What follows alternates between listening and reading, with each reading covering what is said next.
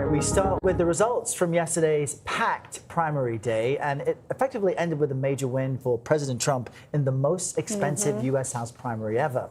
In Kentucky, incumbent Congressman Thomas Massie, you see there on the left, lost his race to Trump-backed challenger, former Navy SEAL Ed O'Keefe on the right. Massie is just the latest Republican incumbent to lose a primary to a challenger endorsed by the president.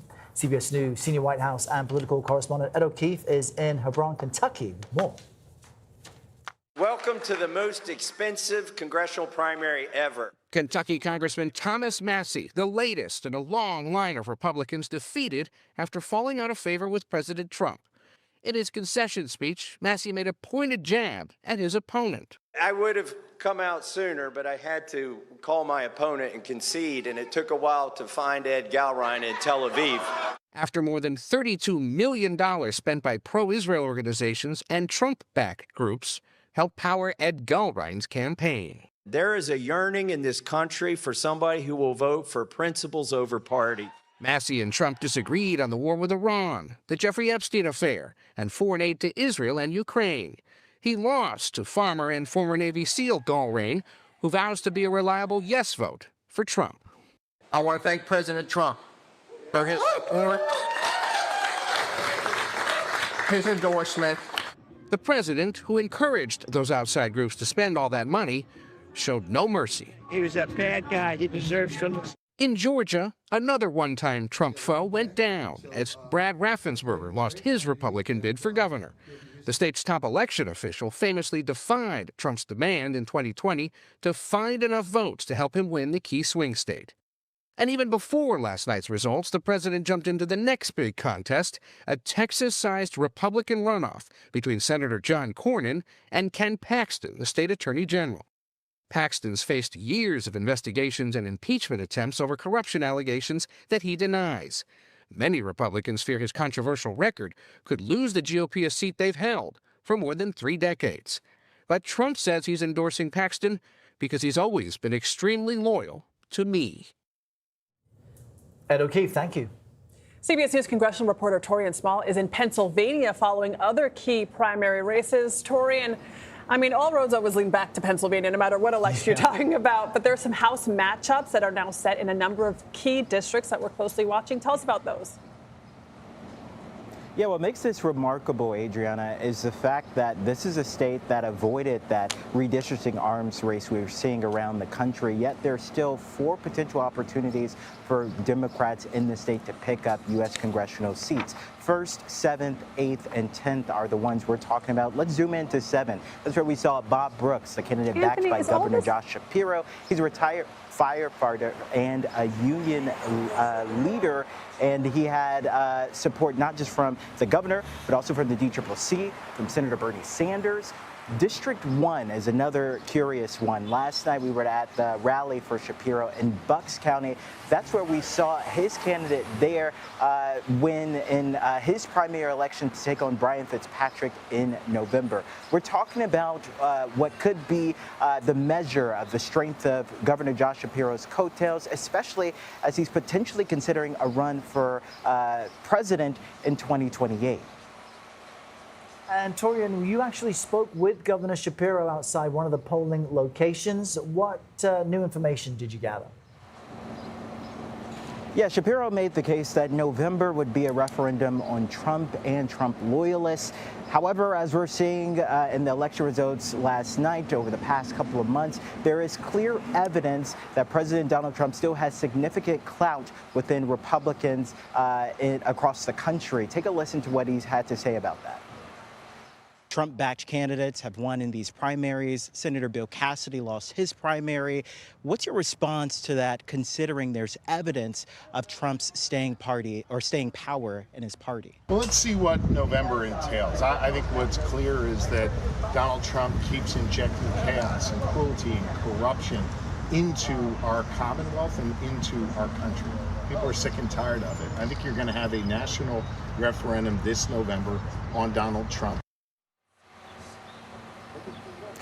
As we noted during our election special last night, and of course throughout our reporting today, Governor Shapiro didn't have a challenger in his primary. He was instead looking for down ballot races to lift those up. He's hoping to get a trifecta in the state Senate, House, and of course the governor's office to push more progressive policies next year. But again, this is a man who's largely rumored to be a part of the potential 2028 presidential hopefuls. And as we heard from his speech last night, that was largely targeted at Donald Trump. It appears that will be his key goal moving forward, to push back on Trump's agenda, at least mitigating what he sees as harm to the Commonwealth here in Pennsylvania. All right, Taurean Small from the Commonwealth of Pennsylvania, thank you so much. Thanks, Taurean. Joining us now in the broadcast center, not a Commonwealth, here in New York State, is CBS News Executive Director of Elections and Surveys, Anthony Salvanto. So, Anthony, you got a lot of data last night. What stood out to you? Well, one thing I think going forward is you've got, yes, the Kentucky 4th Congressional District. In terms of turnout, this is not the kind of thing you would typically see in a midterm primary race. And what I think Republicans are going to take away from this isn't just, okay, we've talked about the president's influence. It's that, can the Republicans activate voters who might not ordinarily turn out in midterms without the president on the ballot? And I think you see some evidence that they can. And what that does is it speaks to November. That's going to be the central question, right? Trump's on the ballot. Do those voters get activated? It seems like their apparatus is out there to do that. So that's one of the things when you look forward, I take away. So what you're saying is turnout was unusually high. Well, it's high for a midterm primary. Yeah. I mean, again, this is a sliver of the voters in Kentucky, in the district even. But in a relative way, compared to other midterm primaries, you see what that spending and that attention all does. that record spending. And I wonder what then those numbers suggest on the Democratic side, because the general theme seems to be Trump-backed candidates won and Democratic enthusiasm is high, but I don't know, is that borne out by the numbers you're seeing?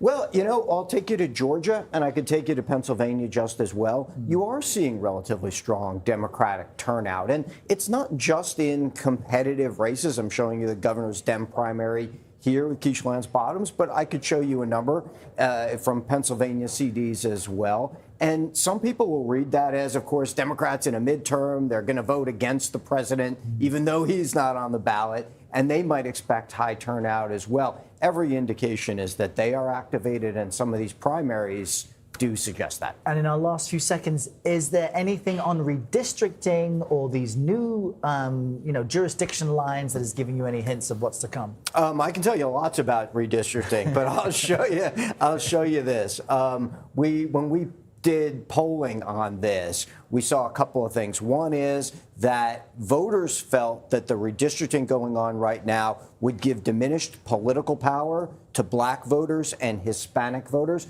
A lot of Democrats in particular who say that. And that's coming out of the drawing of districts that you see, especially throughout the South, where some of those districts that are majority-minority districts are going away. And the other thing overall is that you get a majority who think that this is making elections more unfair. I will tell you, across partisan lines, voters do not like this. Most voters say they'd like to see more competitive districts, not just because, it's not just about whether they can win them, but what comes out of those victories. They want it to be sort of representative of a larger group. And to your point earlier, if that angers the non-usual voter to actually turn up in a midterm election, it could scramble the results in some places in an unexpected way. Yeah, one of the things about redistricting we have to keep emphasizing is that everything folks like me tell you about who gains and who loses is based on past behavior. Backwards. It's the best we know about those voters to date. Meaning past maps. Past maps, past voting patterns. When folks come along and draw lines around people, it's because of the partisanship that they ascribe to them from what they've done in the past. They change their minds this year. All that gets scrambled. Stay close to Anthony's reporting because it's about to get interesting. And Anthony has a lot of new maps to study for the midterms. That is true. I know. I'm thinking about you, brother.